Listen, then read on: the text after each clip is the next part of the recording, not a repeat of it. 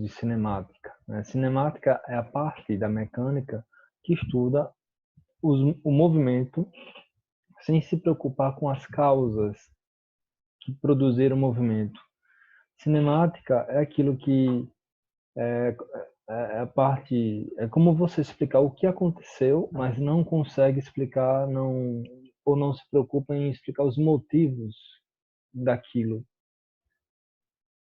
Ela faz um relato, ela dá uma descrição para um movimento dos corpos. Então, a cinemática, ela faz a descrição do movimento sem se preocupar com as causas. Nessa descrição, a gente estuda um corpo, né, um movimento de um corpo, pode ser uma partícula, um corpo extenso, a gente vai definir, na cinemática trabalhamos com partícula, e a descrição é feita através de algumas variáveis, como tempo, como distância, precisamos de referencial, daí tiramos outras grandezas, outras medidas, como velocidade, aceleração e assim por diante.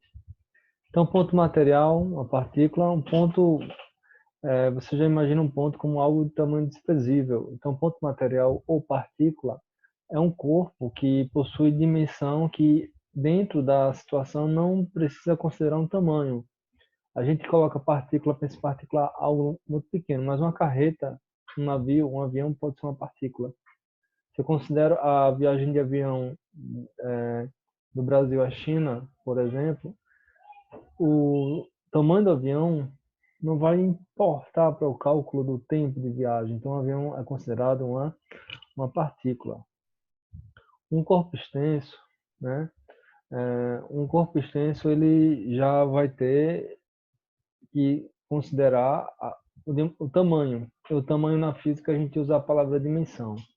Então, um automóvel, em relação à BR-101, que vai de Touros, no Rio Grande do Norte, até o Rio Grande do Sul, é um ponto material, é uma partícula.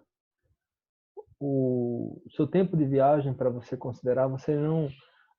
meu tempo de viagem de Natal para João Pessoa. Não preciso considerar no cálculo o tamanho do veículo que eu estou. Mas o tamanho do veículo é importante considerar no momento que a gente precisa estacionar o corpo, né? Então, quando a gente estaciona, a gente precisa considerar o veículo como um corpo extenso. Então, corpo extenso são corpos cujas dimensões não são desprezíveis, né? Precisam ser consideradas. O mesmo carro que vai do Rio Grande do Norte ao Rio Grande do Sul é considerado partícula, mas ao estacionar um local, quando a gente percebe a necessidade de considerar o tamanho em uma situação, então ele é corpo extenso. Aí uma definição mais precisa, que a gente vai ver mais na frente, é que não é só esse fator, é que a partícula ela sofre um movimento de translação e o movimento e o corpo extenso ele pode sofrer tanto a translação como também um movimento de rotação. Então, os corpos podem ser partícula ou corpo extenso. E depende do quê? Depende do contexto, depende da situação em que o problema está inserido, tá certo? Se eu preciso considerar o tamanho do corpo, o problema, corpo extenso, se não, partícula. Navio que viaja no Oceano Atlântico, partícula. Esse navio vai atracar no porto de Natal. Então, tem que ver a dimensão do navio. Então, passa a ser um corpo extenso. Mesmo o corpo pode ser partícula, o corpo extenso a depender da situação. Então, o referencial é uma coisa muito importante, né? A gente entender se um corpo está em repouso ou em movimento. A gente, na física, a gente trabalha nossos modelos a partir de referenciais.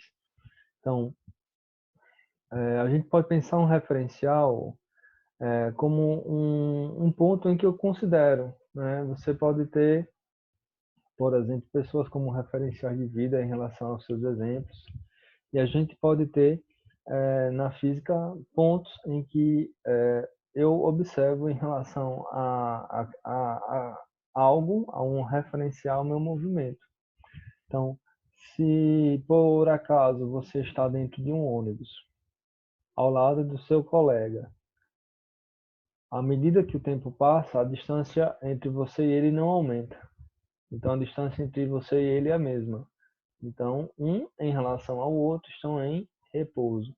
Mas em relação a um poste, por exemplo, se a distância estiver aumentando, ambos em relação ao poste estão em movimento. Eu posso dizer que agora eu estou em repouso em relação a essa cadeira. Mas em relação ao Sol, estou em movimento. A Terra está se movimentando ao redor do Sol, em torno do Sol, né? Então, mesmo a sua distância sofrer um pouco, vou considerar que ela não se altere, mas há uma alteração na órbita do Sol. Então, se você tem um movimento circular, mesmo que a sua distância em relação ao ponto de rotação seja a mesma, você não está distanciando, mas você está ocupando diferentes pontos em relação a um referencial. Então, o conceito de repouso e movimento depende muito do referencial. Às vezes você pode ter a sensação de estar sentado num carro e o para-brisa como fosse uma TV. Você está parado e as imagens, a paisagem passando. Então, alguns videogames antigamente, o gráfico era assim, né? Não como hoje. Então na verdade, o carro ficava parado e o gráfico é que se movimentava.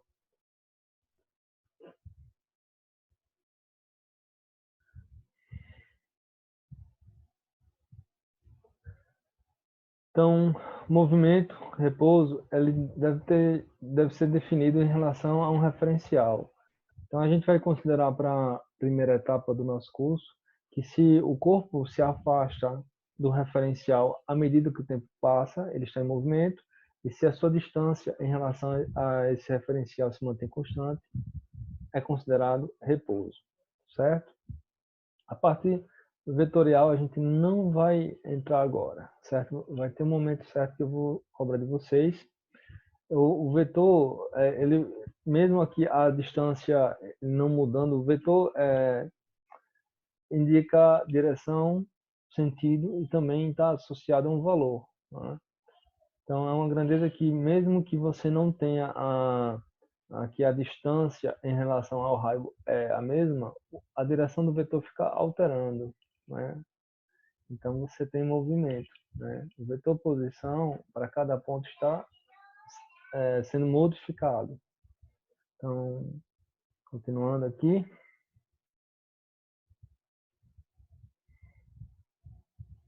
a trajetória. A trajetória, ela pode ser definida como conjunto de todos os pontos ocupados pelo móvel no correr do seu movimento, né? A trajetória é o rastro que o corpo deixou no mapa, numa estrada, seria a trajetória. O caminho percorrido é a trajetória, tá certo? Então, a trajetória, ela tem uma importância por determinar uma das características do movimento. Poderemos ter movimentos retilíneos, circulares, parabólicos, tudo isso em função da trajetória seguida pelo corpo. E a trajetória, muito importante, ela depende do referencial que é adotado. No caso de um corpo solto de um avião, que se move horizontalmente com velocidade constante, para o observador que está fixo no solo, o avião passa e se eu solto um corpo, a trajetória que eu vejo vai ser essa, um arco. Mas para quem está dentro do avião, a pessoa está no mesmo referencial que o avião, mesma velocidade. Então, à medida que o corpo é solto, ela vê como se estivesse caindo em linha reta. Uma figura aqui para exibir para vocês. Então, o rapaz de azul ele vai perceber a trajetória em forma de arco. e o piloto aqui ou qualquer outra pessoa que está dentro do avião, se o avião estiver, por exemplo, a 1.200 quilômetros por hora, todos que estão no avião e todas as coisas estarão a 1.200 quilômetros por hora e vão perceber o movimento da caixa em linha reta, uma queda em linha reta. Quando nós estamos dentro de um carro e você oferece a alguém assim, quer um biscoito? Você oferece como? Está no banco da frente, você dá aqui e solta para a pessoa pegar? Não, você entrega na mão da pessoa. Por quê? Porque você, todos os ocupantes e todas as coisas que estão dentro do carro estão com a mesma o quê? Velocidade, certo? Por isso que é perigoso você estar com muita coisa solta dentro do carro, muita bolsa solta, porque se você está a 100 km por hora, tudo aquilo está a 100 km por hora. Numa freada brusca, aquilo pode te machucar, aqueles objetos podem te machucar. Então, uma observação importantíssima é que quem está dentro do avião verá o objeto cair em linha reta e quem estiver na terra verá um arco de parábola. Por quê? Porque a trajetória depende do referencial que é adotado. Certo? Uma figurinha aqui no caso de um trem, a pessoa dentro do vagão solta uma bola, quem está dentro do vagão vê a bolinha cair em linha reta, mas quem está fora, se pudesse observar, iria observar um arco aqui. Vamos dar a sequência com um exemplo agora. Então, nesse exemplo, vamos ler e responder. Em um ônibus que se desloca com velocidade constante em relação a uma rodovia reta que atravessa uma floresta, um passageiro faz a seguinte afirmação: as árvores estão se deslocando para trás. Esta afirmação está correta, errada? Aí, pois, considerando-se como referencial, é ou são que se movimentam. Então a gente pensa o seguinte: a gente fala que é o ônibus que anda, mas a depender do referencial, eu posso falar, por exemplo, à medida que eu distancio do poste, eu posso falar que é o poste que está se distanciando de mim, porque um está em movimento em relação ao outro. Só que está no ônibus, ela se distancia da árvore. Ela pode falar que está se movimentando em relação à árvore. Ou então, ela pode falar também que a árvore está se movimentando em relação a ele, porque a distância entre si está se alterando. Esse se alterar pode se afastar ou se aproximar, mas se alterar. Então, essa afirmação é uma afirmação correta, pois considerando-se quem o ônibus como referencial, são as árvores que se movimentam. Né? Então, a alternativa C é a alternativa correta. Essa figura aqui é de um odômetro. O odômetro ele serve para marcar a quilometragem de um veículo.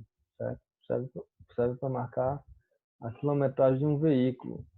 Então, continuando, nós temos que a distância percorrida ela vai ser a soma de todos os pontos percorridos. Então, o odômetro do carro, o odômetro total da quilometragem total do carro. Também tem um odômetro parcial, que você é capaz de zerar. Você percorre uma distância, sabe a distância de um lugar para outro e zera, mas tem um total que você deseja saber a quilometragem. Então, na distância percorrida, eu gosto de falar que é a soma de todos os pontos percorridos, tá certo? Então, é uma grandeza escalar, uma grandeza porque pode ser medida, pode ser calculada. Eu falei, somar é uma forma de obter. Medir, o odômetro mede, então grandeza tem que ser algo que possa ser medido ou calculado, é uma grandeza escalar, porque só precisa da unidade e do valor. O deslocamento, ele é uma grandeza que está associada, grandeza que está associada ao ponto final e o ponto inicial. Então, suponha que você comprou uma moto 0 km numa loja. Você roda 40 mil quilômetros com essa moto. E quando chega a 40 mil quilômetros, você está na porta da loja para trocar a moto. Você pode falar para o vendedor o quê? que o deslocamento da moto foi zero. Pode falar? Pode, porque o ponto final é igual ao ponto inicial. Mas a distância percorrida foi zero? Não. Foram 40.000 quilômetros. Então, quando a gente sai de casa para a escola, escola para casa, nosso deslocamento é zero. Graças a Deus. Mas a nossa distância é zero? Não. Se a minha distância de casa para a escola corresponde a 2 quilômetros, para ir 2 quilômetros, para voltar mais 2 quilômetros, dá um total de 4 quilômetros. Então, definimos deslocamentos de um móvel em relação a um certo referencial como sendo a variação do vetor posição em relação ao mesmo referencial, tá certo? De forma simples, é a diferença do ponto de chegada para o ponto de partida, tá certo?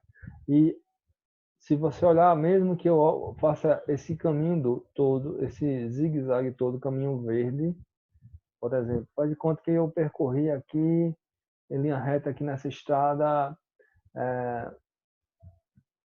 5 quilômetros, mas meu deslocamento foi 3 quilômetros, porque o deslocamento é a distância em linha reta entre o ponto de chegada e o ponto de partida.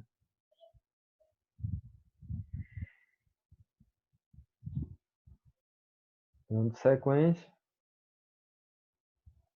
A posição ela é medida em relação a um referencial, tá certo? Esse ponto de referencial a gente chama de origem dos espaços.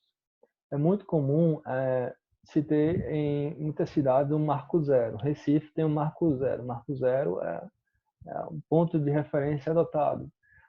Em muitas cidades, o marco zero, o referencial é a igreja matriz, o referencial. Que a partir dali se calcula as distâncias para a capital ou para as outras cidades. Então a posição ela é sempre medida em relação a um referencial de origem, tá certo? Um referencial de origem. Por exemplo, eu tenho aqui um veículo que está se movimentando, vou mostrar aqui as posições dele. Aqui ele partiu da posição inicial 10, quer dizer que essa posição é 10, por quê? Porque está a 10 quilômetros do referencial. É como se aqui fosse o marco zero, a igreja matriz. Então você está a 10 quilômetros, você começou a viagem aqui. De 10 para 35, qual foi a distância percorrida? A distância percorrida foi de quanto? 25 quilômetros. E no caso, o deslocamento daqui para cá também foi de 25 quilômetros. Agora suponha que esse ônibus aqui saiu, veio até aqui o 35 e voltou para o 20. Então, a distância percorrida seria 25 mais 15, daria 40 quilômetros. Mas o deslocamento seria só a diferença. De 10 para 20 seria 10 quilômetros.